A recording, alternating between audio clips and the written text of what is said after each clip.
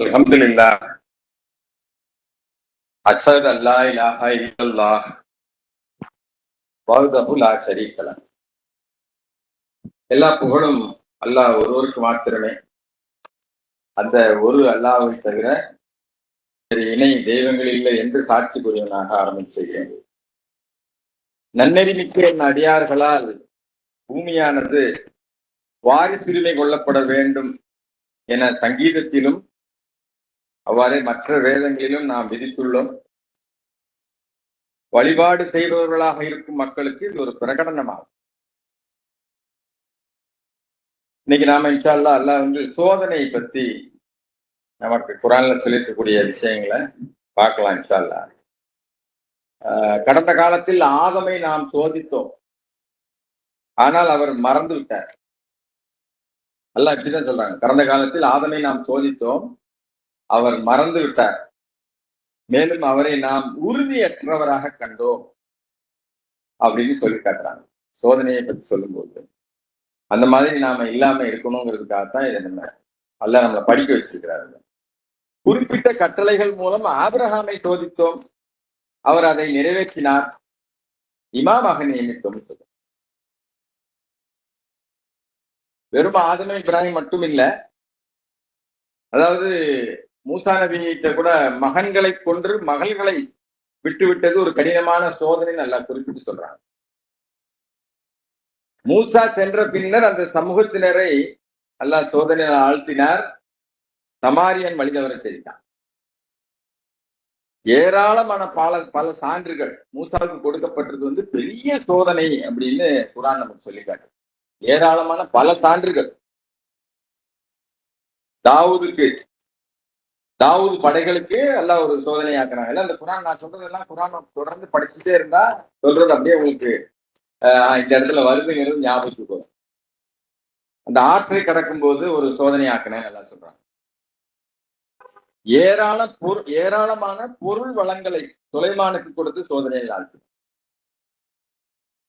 சமூக கூட்டத்தாருக்கு ஒட்டகத்த சோதனைன்னு சொல்றாரு. யார் முகமத முழு மனசா ஏத்துக்கிட்டு இருக்காங்க, இல்ல குதிகால பின்னாடி திரும்பி போறாங்கிறத சோதிக்கிறதுக்காக தான் கிப்லாவை மாத்தினேன்னு நல்லா சொல்லிட்டாங்க. பிரித்து அறிவிப்பதற்காக, பிரித்து அறிஞ்சிக்கிறதுக்காக. அதே சோதனை தான் நமக்கும். ஏன்னா தூதர்கள்லாம் சாதாரணமானவங்க தான் என்பதுதான் சோதனை. தூதர்கள் சாதாரணமானவர்கள் என்பதை ஏற்றுக்கொள்வதுதான் நமக்கு சோதனை. நம்ம எப்படி நினைச்சிட்டு இருக்கோம் அப்படின்னா, தூதர்கள் தான் அவங்க எல்லாம் நம்மளால முடியாது, தூதர்களால தான் முடியும் அப்படிங்கிற மாதிரி நம்ம நினைச்சிட்டு இருக்கோம். இல்ல, சாதாரணமானவங்க தான் தூதர்கள் அப்படிங்கிறதா நமக்கு முன்னாடி இருக்கக்கூடிய சோதனை. உணவு உண்ணாத, கடைத்தெருவில் நடந்து போகாத எந்த தூதரையும், எல்லா தூதருமே அப்படிதான் சாதாரணமான மனிதன். அதான் உணவு உண்ணாத, கடைத்தெருவில் நடந்து போகாத எந்த தூதர்களையும் நல்லா சொல்றாங்க. இதுல நம்பிக்கை வைக்க வேண்டியது ஒரு கடினமான சோதனை. நம்ம இந்த மாதிரி நம்பிக்கை வச்சிருக்கோமா அப்படிங்கிறத நம்ம பரிசோதனை செஞ்சு பார்க்கணும். சோதிக்காமல் சொர்க்கம் கிடைக்காது. இந்த சோதனை நம்ம ஈஸியா சொர்க்கம் பெறலாம், சோதனையில் ஆழ்த்தப்படாமல் நாங்கள் நம்பிக்கை கொண்டோம் என்று கூறுவதால் விட்டுவிடப்படுவீர்கள் என்று மனிதர்கள் நினைத்துக் கொண்டிருக்கின்றதா நல்லா கேட்கிறேன். எனக்கு சோதனை வராது, எனக்கு எதுவுமே வராது அப்படின்னு சொல்லவே முடியாது. ஏன்னா நபிமார்களுக்கு எல்லாம் வந்திருக்கு. அதான் நான் வரிசையா சொன்னேன். அப்ப நம்ம அதுல தப்பிக்க முடியாது. அது அல்லாம நமக்கு எதுலாம் சோதனை வரும்னு குர்ஆன் நிறைய இடத்துல நிறைய விஷயங்கள் சொல்லுது. பயம், நாளைக்கு என்ன ஆகும், போர் நடக்குது, அமெரிக்கா போர் நடக்குது, கேஸ் கிடைக்குமா கிடைக்காதா, விலைவாசி ஏறிடுவேன், சம்பளம் கூடுமா கூடாதா, பயம் நமக்கு. இந்த பயத்தினால உங்களை சோதிக்கிறேன்னு சொல்றாரு. ஆனா வல்லாஹு கைரு ராசிக்கும், உணவளிக்கிறதுக்கு அல்லாஹ் போதுமானவன். ஹஸ்புனுல்லாஹ் வ நிஅமல் வக்கீல், ஆதரவளிக்க அல்லாஹ்வை தவிர வேற யாரும் முடியாது, அவர் தான் ஆதரவளிக்க கூடியவங்க. முழு நம்பிக்கை நமக்கு இருக்கா? பயம் இருக்குமா? நமக்கு பயப்படலாமா? பசி, காசு இருக்கும், உணவு கிடைக்காது, பசினால சோதிப்பேன். பணம் கூடும் குறையும், பொருளாதாரம் வரும் வராது, அந்தந்த நேரத்துல நம்ம எப்படி இருக்கிறோம் அப்படிங்கிறது தான். பிள்ளைகள், வாழ்வு, இந்த லைஃப், அது ஆரோக்கியம்னு சொல்லலாம், வாழ்வுன்னு சொல்லலாம். விளைச்சல், வியாபாரத்துல, விவசாயத்துல, நம்ம பார்க்கக்கூடிய வேலையில, இதுல நஷ்டம், அப்புறம் போரின் வெற்றி பொருட்கள். இப்ப என்ன போரா நடக்குதுன்னு கேட்டீங்கன்னா, இல்ல நமக்கு திடீர்னு ஜாக்பாட் அடிக்குது. அப்ப நம்ம மனசு எப்படி இருக்குது? நமக்கு மட்டும் வேணும்னு நினைக்கிறோமா, எல்லாருக்கும் கொடுக்கணும்னு நினைக்கிறோமா? அந்தஸ்துல ஒருத்தர் உயர்த்துறது சோதனை நல்லா சொல்றாங்க. இன்சல்ட், இப்ப நம்ம அல்லாஹ் மட்டும் சொன்னதுனால பல இன்சல்ட்டுக்கு ஆளாகிறோம். நம்ம நிறைய பேர் யாராவது நம்மளை இன்சல்ட் பண்ணி பேசினாலே பொறுக்கவே முடியல நம்மளால. அவன் இப்படி சொல்லிட்டான், நம்ம அவனுக்கு பதில் சொல்லி அவனும் நிக்கிறோம். ஆனா அல்லாஹ் அதை சோதனைன்னு சொல்றான். அல்லாஹ் சொல்றாங்க, ஒரே கூட்டமா ஆக்கி இருக்க முடியும்பா அவங்கள. முடியாதா என்னால? எல்லாருக்கும் ஒரே வேதம், ஒரே நபி, ஒரே ஆளா ஆக்கி இருக்க முடியுமே? ஏன் வெவ்வேறு சட்டங்கள், வெவ்வேறு சடங்குகள் வச்சிருக்கிறேன்? உங்களை சோதிக்கிறதுக்காகத்தான். அப்ப இதை நம்ம புரிஞ்சுக்கிட்டதாலே புரியும். நம்ம என்ன சொல்றோம்? நான் சொல்றதா சரி. அப்புறம் முன்னர் இருந்த சமுதாயங்களை துன்பங்களும் கஷ்டங்களை கொண்டு நம்ம சொல்லி நம்மள மட்டும் இல்ல, ஏன் சோதிச்சேன்னு சொல்றாங்கன்னா, அப்பதான் அவங்க இறைஞ்ச கூடும், அல்லாட்ட பிரார்த்தனை பண்ணுவாங்க, அல்லாட்ட மன்றாடுவாங்க, அல்லாட்ட அவங்க இறைஞ்சுவாங்கிறதுக்காக தான் நான் சோதனை கொடுக்குறேன் அப்படின்னு சொல்றேன். கஷ்டம் வரும்போது மட்டும் சிலர் இறைஞ்சுவாங்க, அவங்கள எல்லாம் கல்விக்காரன்னு சொல்றேன். அதாவது ஏதாவது கஷ்டம் வந்துச்சுன்னா உடனே அல்லான்னு சொல்றது, கஷ்டம் முடிஞ்ச உடனே நன்றி இல்லாம போயிடுறது. என்னுடைய திறமையாலதான் நான் வந்துட்டேன், காலரை தூக்கி விட்டுக்கிறது, என்னுடைய புத்திசாலித்தனத்தாலதான் நான் இப்படி ஆயிட்டேன் அப்படின்னு சொல்றது. அல்லாஹ் மறந்துடுறது. நன்றி உடையவர்களே அல்லாஹ் அறிகிறார். இப்போ இதுவரைக்கும் சொன்னது சோதனை பத்தி சொன்ன ஒரு முக்கியமான சோதனை நமக்கு எல்லாம் கொடுத்துருக்கிறாரு. அதை பத்தி தெரிஞ்சுக்கணும். நான் ஏற்கனவே வலைதள வகுப்புல பேசின விஷயம்தான். அதுக்கு ஒரு 4 வசனம் படிச்சுட்டு அதை பத்தி விரிவா நம்ம பார்ப்போம் இன்ஷா அல்லாஹ். முடிஞ்ச வரைக்கும் பார்ப்போம். நிறைய விஷயங்கள் அதுல இருக்கு. அதாவது அவனை சோதனை செய்யும் பொருட்டு பெற்றோர்கள் இருவருடைய திரவ கலவையிலிருந்து மானிடனை நாம் படைத்தோம். இவ்வாறாக செவியுறக்கூடியவனாகவும் பார்க்கக்கூடியவனாகவும் நாம் ஆக்கினோம். உங்களுடைய பணமும் உங்களுடைய பிள்ளைகளும் ஒரு சோதனையாக இருக்கிறது என்பதையும், கடவுள் மகத்தான ஒரு பிரதிபலனை வைத்திருக்கிறார் என்பதையும் நீங்கள் அறிந்து கொள்ள வேண்டும்.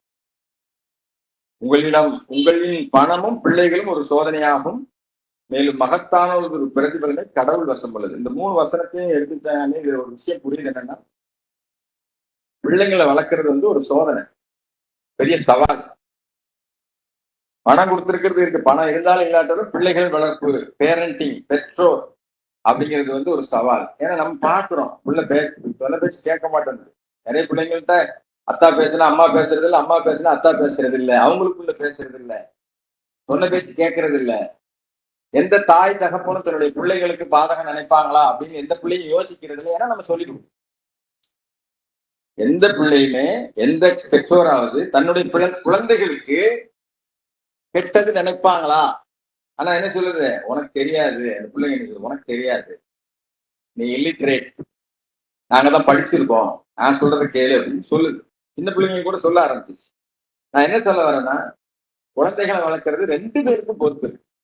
தாய் அந்த வசனம், அவரை சோதனை செய்யும் பொருட்டு பெற்றோர்களுடைய இருவருடைய திரவ கலவையிலிருந்து மாநில நாம் படைத்தோம். இவ்வாறாக செவியுறக்கூடியவர்களாகவும் பார்க்கக்கூடியவர்களாக நாம் ஆக்கினோம். 2 பேருக்கும் பொறுப்பு இருக்கு. உங்களுடைய பணமும் உங்களுடைய பிள்ளைகளும் ஒரு சோதனையாக இருக்கிறது என்பதை, கடவுள் மகத்தான பிரதிபலனை வைத்திருக்கிறார் என்பதை நீங்கள் அறிந்து கொள்ள வேண்டும். அதுல ஒரு பிரதிபலன் இருக்கு. மொத்தமா கூட்டி கழிச்சு பார்த்தா இந்த வாழ்க்கையினுடைய நோக்கம் என்ன அப்படின்னா, நல்ல சமுதாயத்தை உருவாக்குறது. எனக்கு அப்புறம் வரக்கூடிய அந்த ஜெனரேஷன் ஒழுக்கமா நன்னெறி மிக்க சமுதாயத்தை இந்த பூமியில விட்டுட்டு போறதுதான். அப்ப அதை நம்மளை தயார்படுத்துறதுல எல்லாமே அடங்கி இருக்குன்னு நினைக்கிறேன். நம்ம நேர்மையா இருக்கிறது, பொய் சொல்லாம இருக்கிறது, திருடாம இருக்கிறது, நன்னெறியோட வாழ்க்கை நடத்துறது, எல்லாமே அது உள்ள அடங்கி இருக்குதுன்னு நான் கருதுறேன். நீங்களும் உங்களுடைய இதுல மாற்று கருத்து இருந்தா நீங்க சொல்லுங்க, மாத்திக்க. அதாவது குழந்தை வளர்க்கறது ஒரு சவாலான விஷயமா இருக்கு இப்போ இன்றைய காலகட்டத்துல. இந்த திரை, அதாவது நிறைய அதுக்காக நம்ம ஒரு அதாவது நிறைய மெத்தட்ஸ் வச்சிருக்காங்க, நிறைய இது வச்சிருக்காங்க. நான் குரானோட தொடர்பு படுத்தி டாக்டர் வனேசா மெத்தட்னு ஒண்ணு இருக்கு. அவர் ஒரு விஷயம் சொல்றாரு, டிசிப்ளின் வித்தவுட் டேமேஜ் அப்படின்னு சொல்லி. இது ஒவ்வொருத்தரும், சின்ன குழந்தைங்களும் இருக்கிறாங்க, அப்புறம் கொஞ்சம் கல்யாண பருவத்திலே ஆள் இருக்கு, பெரிய ஆட்களும் இருக்கிறாங்க. எல்லாருமே கலந்த கலவையில நம்ம இருக்கிறோம். அதாவது நம்மள குழந்தைகளை பத்தி ஓரளவு நமக்கு புரிஞ்சு இருக்கணும் அப்படிங்கிறதுக்கு அல்லாஹ் வந்து சிம்பிளா ஒரே வசனத்துல சொல்லிட்டாங்க. 20வது அத்தியாயத்தில் 132ல அந்த குழந்தைகள் மட்டும் இல்ல, குடும்பத்தையே சேர்த்து சொல்லிட்டாங்க. 20வது அத்தியாயத்தில் 132ல பெற்றோர்களுடைய பொறுப்பு அப்படின்னு தலைப்பே இருக்கு. தொடர்பு தொழுகையை கடைபிடிக்கவும் அவ்வாறு செய்து வருவதில் உறுதியோடு தொடர்ந்து இருக்கவும் உன் குடும்பத்தாரை நீர் ஏவ வேண்டும். எனக்கு என்ன, அது வேற ஆன்மா, இது நான் வேற ஆன்மா, உள்ளே தொலை வைக்கிறதுலாம் என் வேலை கிடையாது, அதுக்காக அறிவு வந்தா அது பார்த்துட்டு தோணும் அப்படின்னு சொல்ல முடியாது. நமக்கு சின்ன குழந்தையில இருந்து சொல்லி கொடுக்க வேண்டிய கட்டாய கடமை நமக்கு இருக்கு, ஒரு பொறுப்பு இருக்கு.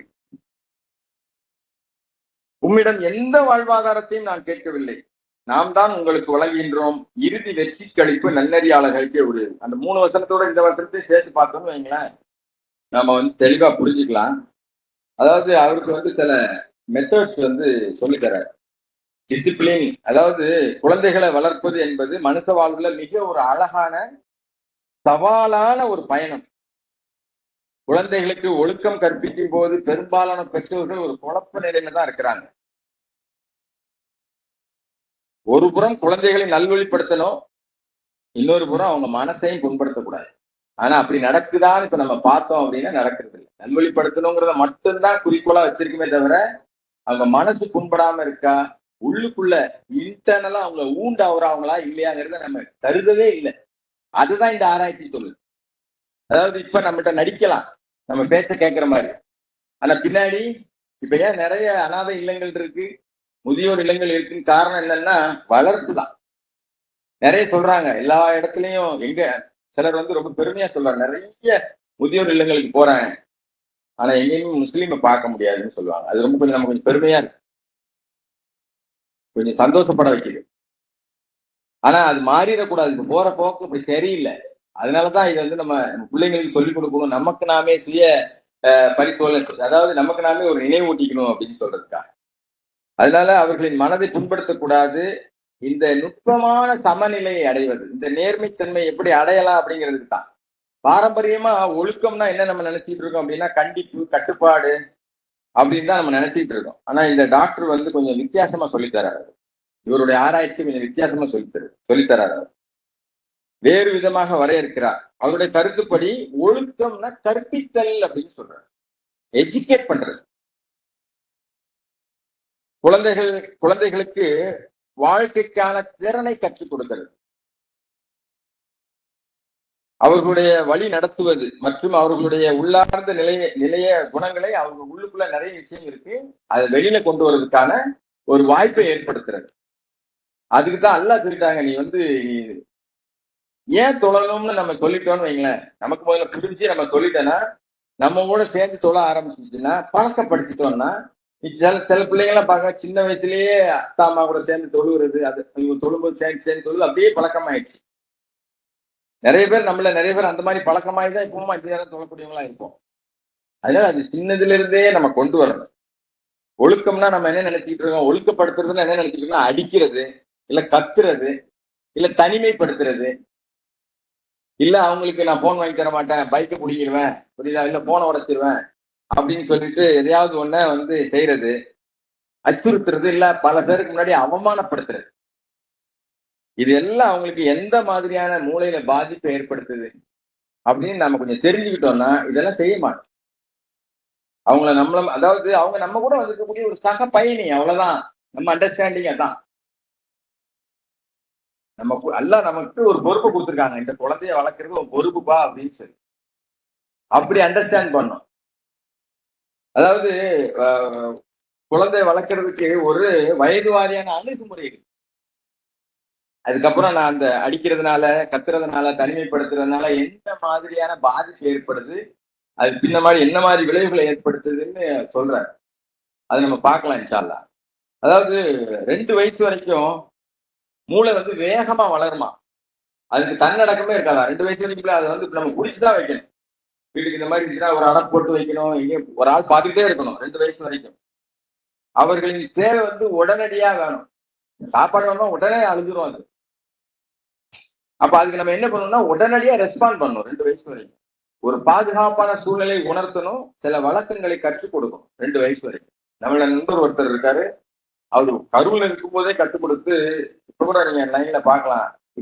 Akram language institute, Akram language இன்ஸ்டிடியூட்ல அவர் பிஸ்மில்லா ரஹ்மான் சொன்னா அந்த பையன் 400 லாங்குவேஜ்ல டைப் பண்ணுவான். நம்மள நிறைய பேருக்கு அந்த பையன் தெரியும். அதாவது கத்துக் கொடுக்கறது தான், வழக்கத்தை ஏற்படுத்துறது தான். இன்னும் அந்த அப்புறம் 5 வயசு 2 வயசுல இருந்து 5 வயசு வரைக்கும் அவங்க என்ன நினைப்பாங்கன்னா, சுதந்திரமா இருக்கணும்னு நினைப்பாங்களாம். அவங்க உணர்வுகளை கட்டுப்படுத்துறது ரொம்ப கஷ்டமா. 2 வயசுல இருந்து 5 வயசு வரைக்கும் இல்ல, எதை கேட்டாலும் இல்லைன்னு அழுவாங்க. அப்படின்னு சொல்லி எனக்கு அது வேணும் இது வேணும்னு அழுவாங்க. இவங்களை எப்படி செய்யறதுன்னா, நம்ம அவங்கள்ட்ட வந்து 2 விஷயம் இருக்கு. 2 வயசுல 3 வயசுல இருந்து 5 வயசு வரைக்கும் அவங்கள செலக்ட் பண்ண சொல்லணுமா. இது வேணுமா அது வேணுமா, அப்படின்னா எனக்கு இது போதும், இப்ப சாட்டிஸ்ஃபை ஆயிடுவாங்க. முன்கூட்டியே நம்ம தயார்படுத்தணுமா. இதை பண்ண போறோம், இப்படிதான் நடக்கும் அப்படின்னா புரிஞ்சுக்குவாங்க அப்படின்னு சொல்லி அவங்களுக்கு அந்த உணர்வுகளுக்கு இது கோவம், புரியுதா, இந்த கோவப்படக்கூடாது, இந்த பத்தி பேசுறது வந்து இப்படி நல்லது இல்லை சொல்லி கொடுத்தா சைலண்ட் ஆயிடும். இப்படி நம்ம விஷயத்தை எஜுகேட் பண்ணணும் அப்படின்னு சொல்றாங்க. 6 வயசுல இருந்து 12 வயசு வரைக்கும் நமக்கு தெரியும், அவங்க சுயமரியாதை எதிர்பார்ப்பாங்க. எல்லாரும் முன்னாடி என்னை பேசக்கூடாது, நிறைய தர்க்கம் பண்ணுவாங்க. நான் இப்படிதான் முடி வளர்ப்பேன், இப்படிதான் நான் இப்படிதான் ட்ரெஸ் பண்ணுவேன் அப்படின்னு சொல்லி. அப்புறம் அவங்க சமூகத்துல வந்து இது எதுக்குன்னா ஒரு அண்டர்ஸ்டாண்டிங்காக தான் அந்த இதுல இருந்து. அப்புறம் அப்ப அவங்களோட விளக்கமா நம்ம எடுத்து சொன்னோம் அப்படின்னா புரிஞ்சுக்குவாங்க. சில பிரச்சனைகள் சந்திக்க வெளியில போகும்போது 6ல இருந்து 12 வரைக்கும் வெளில போவாங்க, சமூகத்துல அவங்க பழக ஆரம்பிச்சிருவாங்க. அந்த பிரச்சனைகளை தீர்க்கக்கூடிய வழிமுறையை கற்றுக் கொடுக்கணுமா அவங்களுக்கு.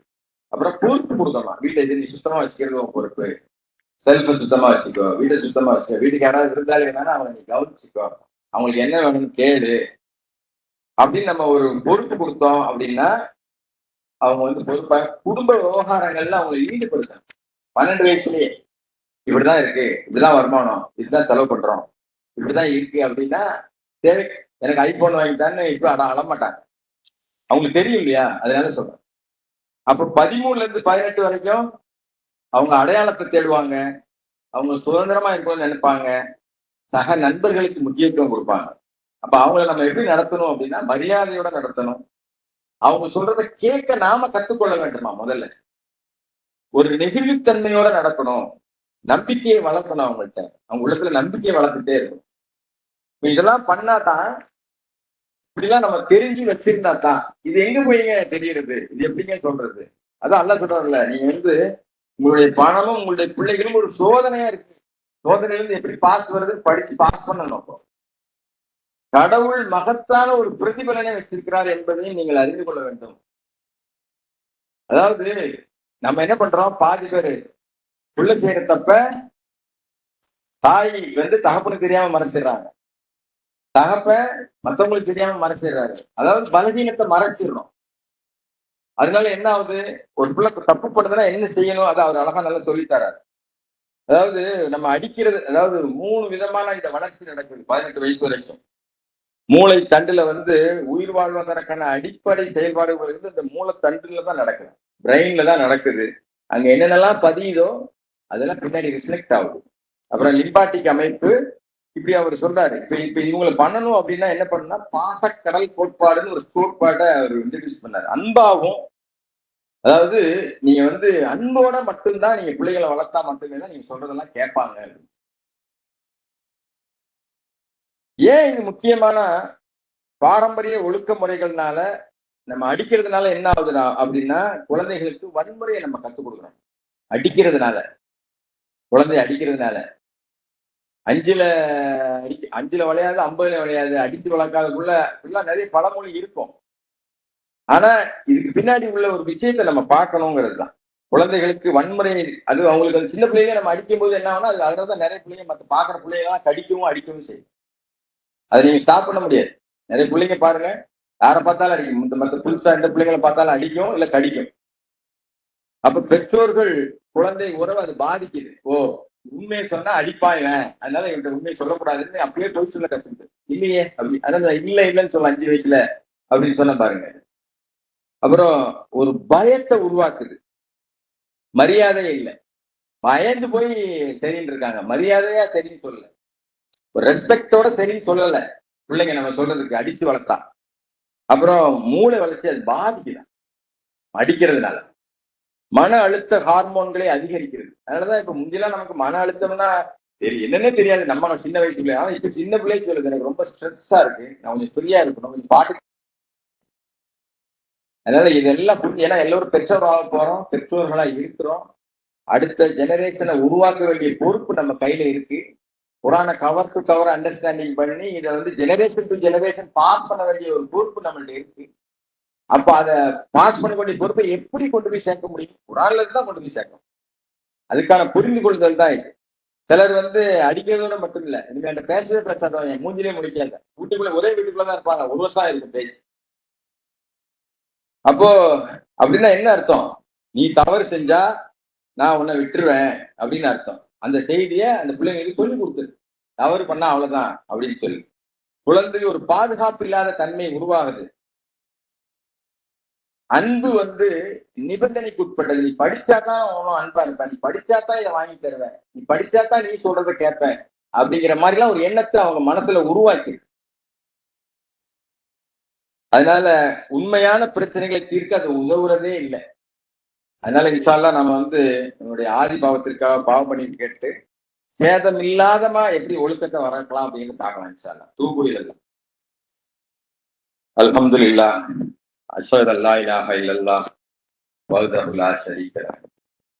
உங்களுடைய பணமும் உங்களுடைய பிள்ளைகளும் ஒரு சோதனையாக இருக்கிறது என்பதையும் கடவுள் மகத்தான ஒரு பிரதிபலனை வைத்திருக்கிறார் என்பதை நீங்கள் அறிந்து கொள்ள வேண்டும். உங்களின் பணமும் பிள்ளைகளும் ஒரு சோதனையாகும், மேலும் மகத்தான ஒரு பிரதிபலன் கடவுள் வசம் உள்ளது. அவர்களை சோதனை செய்யும் பொருட்டு பெற்றோர்கள் இருவருடைய திரவ கலவையிலிருந்து மானிடனை நாம் படைத்தோம். இவ்வாறாக செவியுறக்கூடியவனாகவும் பார்க்கக்கூடியவனாகவும் நாம் அவனை ஆக்கினோம். இந்த அடிப்படையில தான் நாம குழந்தை வளர்ப்பு பத்தி ஓரளவு தெரிஞ்சுக்கணுங்கிறதுக்காக நான் ஒரு புத்தகம் படிச்சேன். அதுல இருந்து ஒரு சில விஷயங்களை தான் சொல்றேன். அது கூட சொல்லணும்னா ஒரு 4-5 பயன் பண்ணணும், அவ்வளவு டீட்டெயில்டா அவர் சொல்றாரு எப்படி இருக்கு அப்படின்னு. அதாவது பாரம்பரிய ஒழுக்குமுறைகள் என்ன கேட விளைவிக்குது அப்படின்னா, நம்ம வந்து அதுதான் நான் பார்த்தேன், அடிக்கக்கூடாது, கத்தக்கூடாது, தனிமைப்படுத்தக்கூடாது, அப்புறம் வந்து சலுகைகளை பறிக்க கூடாது. ஒரு குழந்தை தவறு பண்ணுதுன்னா என்ன செய்தி சொல்லுது அப்படின்னா, எனக்கு உங்களுடைய உதவி தேவை அப்படின்னு அந்த குழந்தை சொல்லாம சொல்லுது, அதனாலதான் தவறு பண்ணுது. அப்ப அதை நம்ம தனிமைப்படுத்தாம பக்கத்துல உட்காந்து பரவாயில்ல நீ என்ன தப்புனாலும் பரவாயில்ல சொல்லு, நம்ம அதை சரி பண்ணிக்கலாம், நான் ஒன்றும் செய்ய மாட்டேன், நான் வந்து உன்னோட அன்போட நடந்துக்குவேன் அப்படின்னு சொன்னா நிச்சயமா பிள்ளைங்க நம்ம சொல்றதை கேட்பாங்க. நீங்க இது வந்து டெஸ்ட் சில பெற்றோர்கள் பண்றாங்க அந்த மாதிரி ரொம்ப ஃப்ரெண்ட்லியா. அதாவது நிறைய படங்கள்லாம் பாக்குறோம், சீரியல்லாம் பாக்குறோம். இந்த மாதிரி இப்போ லேட்டஸ்டா குழந்தை வளர்ப்புக்காக நிறைய முக்கியத்துவம் கொடுத்து பிள்ளைங்கள்ட்ட எப்படி அணுகணுங்கிற விஷயம்லாம் நம்ம தெரிஞ்சுக்கிறோம். நடைமுறைப்படுத்துறோமா அப்படின்னா நீங்க நம்ம எங்கிருந்து நடைமுறைப்படுத்தணும் அப்படின்னா, 3 வயசுலயே நோன்பு வைக்க சொல்றோம், 5 வயசுலயே நோன்பு வைக்கிறாங்க, தொடர்ந்து தொழுதுட்டு வராங்களான்னு பார்க்க வேண்டியது நம்மளுடைய கடமை. இப்ப நம்ம தொழுதாதான் அவங்க தொழுவாங்கிறதையும் நம்ம புரிஞ்சுக்கணும். நான் சொல்ல மாட்டேன் நீ தொழு அப்படின்னு சொல்றது எந்த சேதம் இல்லாத ஒழுக்க முறைகளை வந்து அவர் சொல்றாரு. குழந்தைகளை கற்பிங்க, தண்டிக்காதீங்க. அதாவது உறவை முதன்மைப்படுத்துங்கள் அப்படின்னு சொல்றாரு அந்த அந்த அந்த கட்டுரையில. பாரம்பரிய ஒழுக்க முறைகள் ஏன் தீங்கு அடிச்சா நான் என்ன பார்த்தேன், அவங்களுக்கு வந்து அதாவது அவங்களுக்கு வந்து ஒரு விஷயத்த கற்பிக்கிறோம், வன்முறையை கற்பிக்கிறோம், பெற்றோர் குழந்தை உறவை பாதிக்குதுன்னு பார்த்தோம், பயத்தை உருவாக்குது, மரியாதையாக இல்லை, மூல வளர்ச்சியை பாதிக்குது.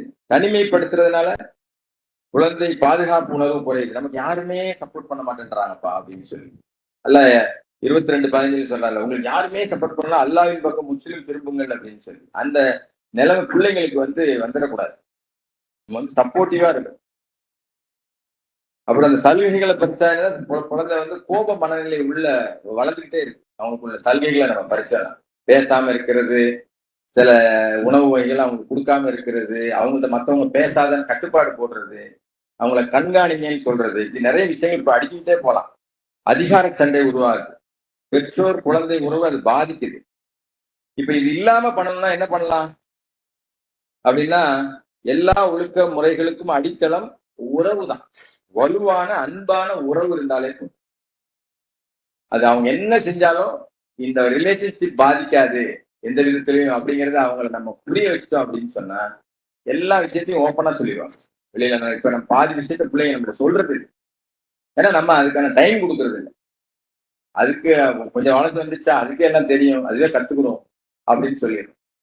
எல்லாரும் அப்படி இல்லை, கடைசியில வந்து தடுமாறி போறதை நம்ம பார்க்கணும். அதனால நம்ம பிள்ளைங்க வந்து ஒரு வலுவான, நல்லா சொல்றாங்க பூமிக்கு வாரிசாக்குன்னு, அதைத்தான் நான் முதல்ல படித்தேன். பூமியில வந்து முதல்ல படிச்சது அதுதான். அதாவது நன்னெறிமிக்க அடியார்களால் பூமியானது வாரிசுரிமை கொள்ளப்படும். நன்னெறிமிக்க அடியார்களால் பூமியானது வாரிசுரிமை கொள்ளப்பட வேண்டும் என்று சங்கீதத்திலும் அவ்வாறு மற்ற வேதங்களையும் விதித்துள்ளோம். அப்ப அந்த நன்னெறியான அடியாளர்களை பூமியின் வாரிசுகளா ஆக்க வேண்டியது யார் கடமைன்னா நம்மளுடைய கடமை, நம்மளுடைய பொறுப்பு. அது எங்க இருந்து ஆரம்பிக்கும்? நம்ம வீட்டுல இருந்து ஆரம்பிக்கும். அது எப்படி ஆரம்பிக்கப்படும் அதுதான் சொல்றாரு. நீ வந்து குடும்பத்தாரை தொழில்படி ஏவுவீராக, ஒரே வசனம் தான் அது உள்ள. அதை பத்தி நம்ம சொல்லிக்கிட்டே போலாம், பேசிட்டே போலாம். இதை எப்படி நம்ம வந்து உறவை முதன்மைப்படுத்துறதுக்கு, ரொம்ப நான் உறவா தான் இருக்கேன் அப்படிங்கிறதுக்கு என்ன செய்யணும் அப்படின்னா, தினமும் தனிப்பட்ட நேரம் செலவிடணும். பிள்ளைங்களோட நம்ம நேரம் செலவிடுறோமா பார்க்கணும். குழந்தைகள் எதுல ஆர்வமா இருக்காங்கிறத நம்ம கவனிக்கணும். அன்பு, அதாவது உடல் ரீதியான அன்பை காட்டுங்கள். அவங்களுக்கும் உணர்வு இருக்குங்கிறத நீங்க அங்கீகரிங்க. அவங்களுக்கும் தூக்கம் இருக்கு, கோபம் இருக்கு, எல்லாமே இருக்கு அப்படிங்கிறத நீங்க அங்கீகரிங்க.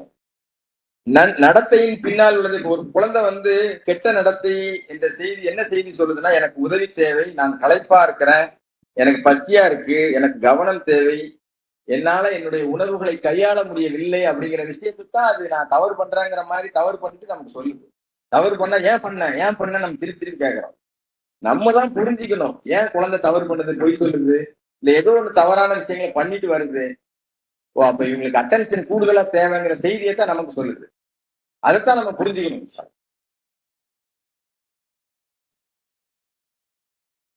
அதுக்கப்புறம் டைம் அவுட்டுக்கு பதிலா டைம் இன் பண்ணு. அதாவது தனிமைப்படுத்துறதுக்கு பதிலா இன்னும் இன்க்ளூசிவா இருக்கு. நம்ம பாருங்க, நிறைய பேர், அதாவது என் வீட்டை விட்டு வெளில பேரு பெரிய நிறைய பேர் அப்படி போனவங்களா இருக்காங்க. என் பிள்ளையே இல்லைன்னு பேப்பர்ல விளம்பரம் கொடுத்தவங்களா இருக்கிறாங்க. அப்படிலாம் நம்ம பாக்குறோம். அது என்ன செய்தியை சொல்லிக் கொடுக்கும் மற்றவங்களுக்கு? இன்னும் நிறைய இருக்கு. வயசு வாரியான அணுகுமுறை, பெற்றோர்களின் சுய பராமரிப்பு. பெற்றோர்கள் முதல்ல உடல் மன ஆரோக்கியத்தோட தொழுது திக்ர் பண்ணி அல்லாஹ்வுக்கு உள்ள நெருக்கமா இருந்தா மட்டுமே தான் இதெல்லாம் சாத்தியம். இதெல்லாம் சாத்தியமே இல்லை. அல்லாஹ் சொல்ற விஷயத்தை புரிஞ்சுக்கிறதுக்கு முதல்ல நாம தயாராகணும்ல. அதுக்குதான் தொலை சொல்றோம், அதுக்குதான் குரான் படிங்கன்னு சொல்றோம். திருப்பி திருப்பி திருப்பி படிக்கும் போது நமக்கு வந்து மூளை வளர்ச்சி வேகமா ஆகுது இல்லையா? அங்க போய் ரிஜிஸ்டர் ஆகும், பதியும், ஞாபகம் வரும். All bad behaviours are condemned by your லார்ட்னு சொல்றாங்க. எல்லா கெட்ட நடத்தைகளும் அல்லாஹ்வினால் கண்டனம் செய்யப்படுகிறது அப்படின்னு சொல்றாங்க. அதனால பெற்றோர்களின் சுய பராமரிப்பு ரொம்ப முக்கியம். நடைமுறை விதிகள் நிறைய இருக்கு. சில இடத்துல காலை நேரத்துல சண்டை, உணவு நேரத்துல சண்டை, உறக்க நேரத்துல சண்டை, சகோதரருக்குள்ள சண்டை, பொது இடங்கள்ல எப்படி நடக்கணும்னு தெரியாம இருக்கிறது. இந்த தொழில்நுட்பமும் திரை நேரமும் வந்து தலைகீழா மாறிடுச்சு.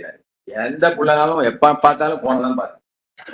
அதை நாம முதல்ல நீ பாரு, இந்த டைம் மற்ற நேரத்துக்கு அதை நம்ம சொல்லிட்டோம் அப்படின்னா பாதி வேலை குறைஞ்சிக்கணும். அதுதான் சொல்ல வரேன். பொதுவாக பெற்றோர் பிள்ளைகளும் அவற்றை சரி செய்வதும் நல்ல நடந்து. நானே பார்த்துக்கிட்டு அவனை பார்க்காதன்னு சொன்னா எப்படி பார்க்காம இருப்பான்?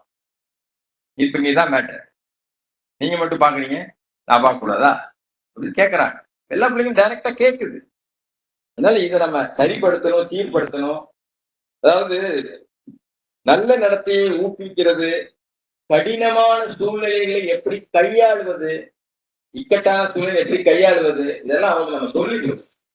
அதனால இன்ஷா அல்லாஹ் நமக்கு அந்த மாதிரியான ஒரு அறிவை நமக்கு தந்து, அதுக்காக எல்லாத்த நம்ம பிரார்த்தனை பண்ணணும். நடந்து முடியும் தவறுகளுக்கு எல்லாத்த வருந்தலாம். நிகழ்காலத்துல நம்ம எப்படி இருக்குங்கிறத கலந்து பேசலாம். வருங்காலத்துல நல்ல சமுதாயத்தை உருவாக்குவது நம்முடைய பொறுப்புங்கிறத உணர்ந்து, எங்கள் இரட்சகரே எங்களுடைய அறிவை அதிகரிப்பீராக, நாங்கள் எங்களுடைய காரியங்களை நம்முடைய வழிகாட்டலை கொண்டு ஆசீர்வதிப்பீராக என்று பிரார்த்தனை நிறைவு செய்கிறேன். அக்கீமுசலாம். தொழுகைக்கு தயார்.